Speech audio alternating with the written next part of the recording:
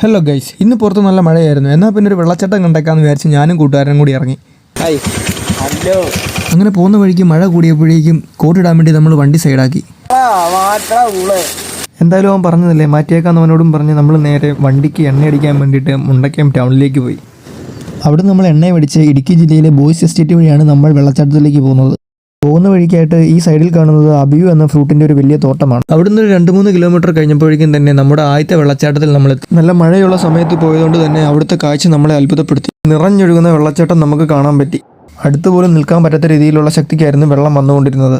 അങ്ങനെ അവിടെ നിന്ന് ആ വെള്ളച്ചാട്ടം എല്ലാം കുറച്ചു നേരം ആസ്വദിച്ച് കഴിഞ്ഞപ്പോഴേക്കും ഇവിടെ എങ്ങനെയാണെങ്കിൽ ഇതിന് മേളിലുള്ള വെള്ളച്ചാട്ടം കാണാൻ ഇതിലും ഭംഗിയായിരിക്കുമെന്നും പറഞ്ഞ് ഞങ്ങൾ രണ്ടും നേരെ ആ വെള്ളച്ചാട്ടത്തിലേക്ക് വിട്ടു. അങ്ങനെ അവിടുന്ന് കുറച്ച് മുന്നോട്ട് വന്നു കഴിഞ്ഞപ്പോഴേക്കും നമ്മൾ നമ്മുടെ രണ്ടാമത്തെ വെള്ളച്ചാട്ടത്തിലെത്തി.